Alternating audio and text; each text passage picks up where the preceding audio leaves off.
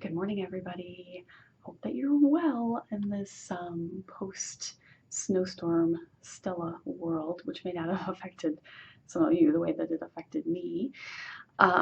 We are coming off of a couple of snow days based upon this. I guess it was a nor'easter coming from the Atlantic Ocean, and normally we're not affected by those this far in because I live in western New York near the Great Lakes. We get lots of other types of storms off of the lakes, obviously, but this one, I guess we all here in this area had mixed feelings about the reaction to the storm because we're used to snow here. We get big lake effect snowstorms, and so we were projected to get 8 to 12 inches of snow, which for this area is really not unusual, not all that bad to deal with if it falls over a long period of time in particular, which this was supposed to do and in fact did do. So we were surprised on Tuesday when the governor of New York declared a statewide state of emergency and everything closed down because it really wasn't that bad on Tuesday, according to our perspective, I guess.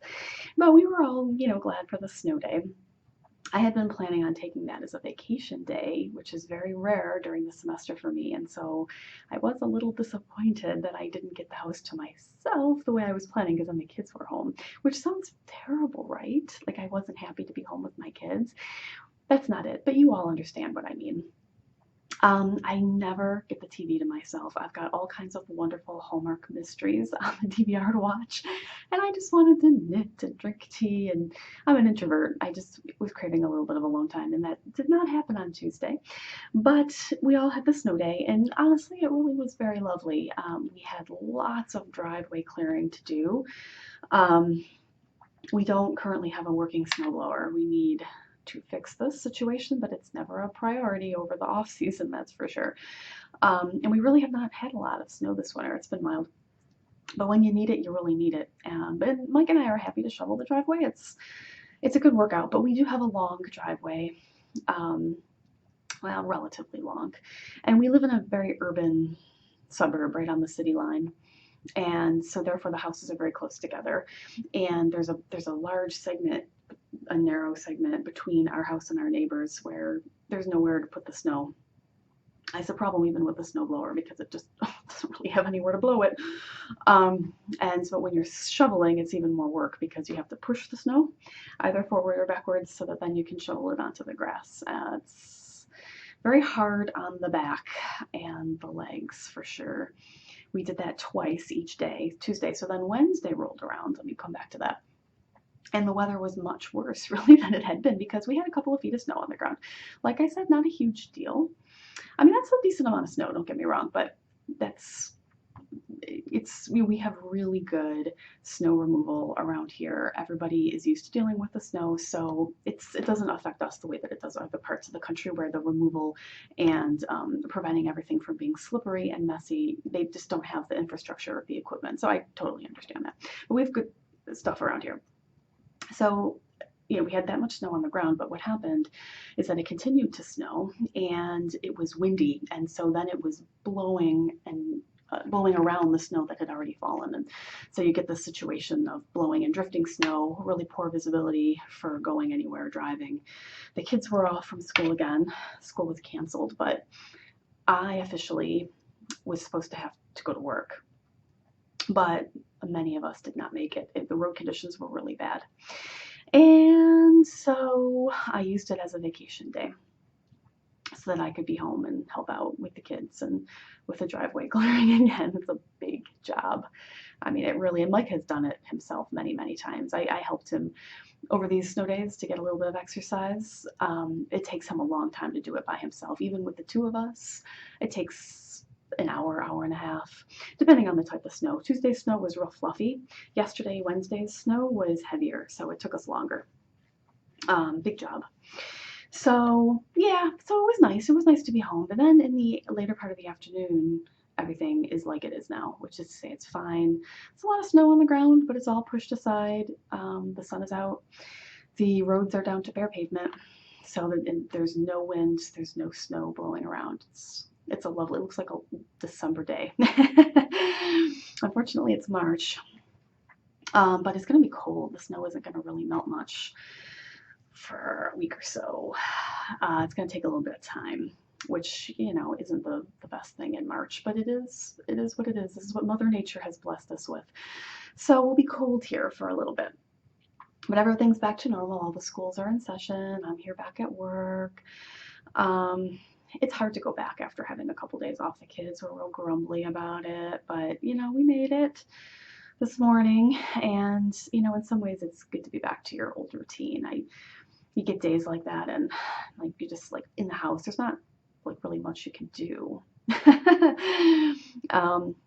You're stuck inside, and when you have kids and you're stuck inside, you're more limited in what will keep them entertained. So we did our best. And they played outside a lot. They are true Western New Yorkers, my kids. They've got snow pants and heavy hand knit hats and scarves and waterproof insulated mittens and snow boots. And so they go out and they play in the snow.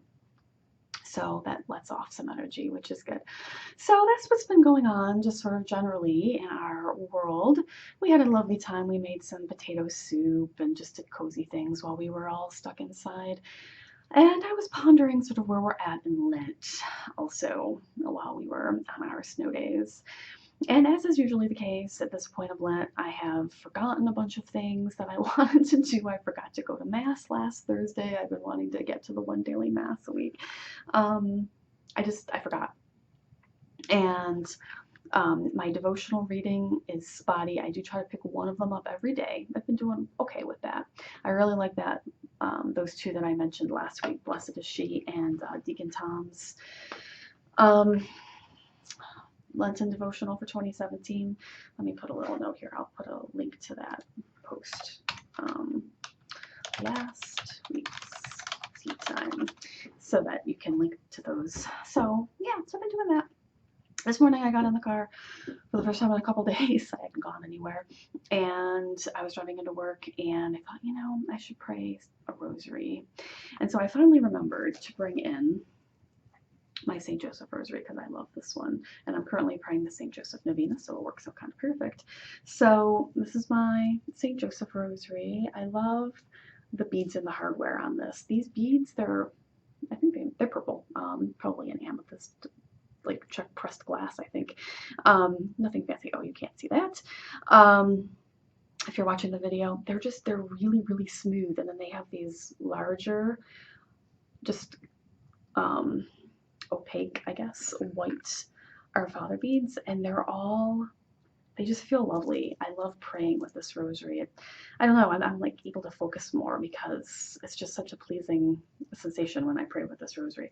So I've been using this, and I'll put a link to Allison's store in the show notes if you want a St. Joseph Rosary.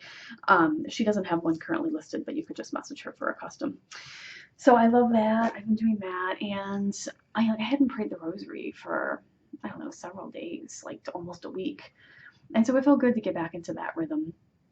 And it made me think about how I really would like to pray a traditional rosary novena coming up here. I've been doing saint-related novenas with my friends, I think since January. So right now we're praying the St. Joseph Novena. What did we pray last month? Did we pray Our Lady of Lourdes? I believe in April we're going to do the Divine Mercy. I love that one. You do use rosary beads, traditional rosary beads for that. That starts on Good Friday and goes until Divine Mercy Sunday, the week after Easter. So yeah, I want to get back into some good habits. I feel like I'm at that part of Lent, and I talked about that in my piece for Catholic Mom this month, which I'll also link to, that you get a couple of weeks into Lent and sometimes you realize that you've stopped doing some things that you really wanted to do, or you're not really happy with what you decided to do. It just doesn't seem to be working, and maybe you want to change what you're doing. And so I wrote about that this month, and of course you can do that. It's totally at your discretion, and sometimes you just need that little boost. So I've been thinking about that, just trying to develop some better habits, because it is a time of preparation and a time of reflection. It's easy to let that get away from you, I guess, and focus more on don't know if I want to say on the sacrifice, but things that you may have given up for Lent. But it's, I think about a broader picture of how you're trying to discipline yourself to be better, to be a better person, to make better choices, to react, I think, better in challenging situations. And that harkens back, I think, to the chapter, I'm going to put a note here too, that we just read in Live Today Well, chapter, what chapter was that? Was that chapter 7 or 8? I think it was 8. The chapter on leisure and interacting with others. How St. Francis de Sales tells us that we should approach social situations with an affable type of an attitude, even if you had to, like him, create a little rule for yourself that you wouldn't avoid social situations with people because you're an introvert. I kind of love that St. Francis de Sales was like us. He was an introvert too. And I was just responding to a comment from Melanie on that post from yesterday, the book club post, where she had noted that she was really taken by that quote, that he had created this rule for himself, that he would not avoid social situations with people, and he would seek them out and seek them out with a pleasant disposition. I need to do that too. And I was doing that better at the beginning of the semester. Now I've mentioned this, I'm at that part of the semester where I just feel like ground down by the experience. I'm not alone. My colleagues are all feeling the same. You just feel, because you're at the point where people are just starting to really get on your nerves, take advantage, not do the simplest things that are the expectations for the course. They have a successful experience. And when you have 200 students the way that we do, it really, it grates on your nerves. And so I'm at that place, and I find myself feeling a little bit more curmudgeonly about responding to people. I feel less patient, like I'm being more matter of fact with people rather than what I was doing before, which was a much more nurturing type of approach. And so I need to work on that. But in terms of this avoiding, oh yes, I would, you catch people's eye, you try to catch people's eye as you see them coming in the hallway. Like, oh, let me catch their eyes so I can wave and say hello and how are they doing? That is something that is, in a sense, out of my comfort zone. I like to be insular especially when I'm walking or traveling anywhere. And it's like I want to be in my own head. And it's not good when I fall into this pattern that I have recently. So you see somebody coming, you're like, oh, all right, I'm going to not see them so that I don't have to engage in small talk. I think we all do that sometimes. You just might be having a bad day. You just might be feeling particularly tired. We've all been there. But I was telling Melanie in the comments that I have this bad habit of, especially in the parking lot, because here's the real deal, okay? Parking, I've mentioned this many times, is not good here. And so where we park is a solid couple of minute walk over to the library, and then another, couple of minutes to get up the elevator or the stairs into your office. It's not like, there's a parking lot and then there's the entrance to the building. It's not far if you get a spot in the good lot. So if you get there early enough, it is far if you don't get there early enough, but it's still a little bit further than your average usual office situation. And so if I see somebody that I work with in the parking lot, oh my goodness, like, always 100% of the time, I don't dislike anybody that I work with. It's always somebody who's really nice, pleasant person. But I will avoid, like, I'll stay in my car. Suddenly I have something to do in there, just so that I don't have to make small talk for that entire walk over to the library and then up the elevator, because, it's usually somebody you don't know all that well. And so like, hey, how you doing? Talk about the weather. We talk, oh, how's the semester? Oh, it's been kind of busy. The small talk type of thing. And, it can be, to me, as an introvert, I avoid situations that I think will be awkward, like the plague. And small talk, without a lot of effort on your part, or it takes a lot of effort on your part, I should say, it will be awkward unless you do that. like I feel like I have to be on and like sort of steering the conversation so that it doesn't have these awkward pauses and silences, and um, so that just seems exhausting to me some mornings, and I don't want to do it. And that is a really, really bad habit. Um, when I pulled in this morning, so even before I saw Melanie's comment, but I had been thinking about that from the chapter. The same thing had jumped out to me as to you, Melanie. And I pulled into a spot, and next to me, I saw my colleague who's on my team, Cindy. Now, in contrast to the way I usually react, I really would have loved to have talked to Cindy, because she's a friend, and we've been off for a couple days, so I haven't seen her, and so we could have caught up and talked about strategies for how we're dealing with some of the just difficult things that the storm has caused in terms of our classes and due dates and all of that. And I was trying to catch her eye so that she would see me and we could walk in together, but she was like already closing her door and walking as I was pulling in, so she didn't see me. And I felt a little disappointed, like, oh. So I'll listen to music on my iPod like I usually do instead. But I think that's a good sign that I wanted to seek that out. So this is, in some ways, I think a very mundane thing to worry about, but I think that it's important. We're all in this together, this journey of life, even the people that really annoy us. My email this morning, a little bit of an entity. It has been a lot better this semester than in the fall, but I had more emails from students than I've ever had since that previous semester, because they have a due date coming up and they wanted me to look at things. And I was feeling frustrated because, can I even tell you how many times we have covered proper MLA citation style, where to go to look at the example, because MLA has updated recently. And so you need to go and make sure that you're looking at the right examples for them to be correct. It's really not, to me, it's really not that complicated. Like, this is how you do it.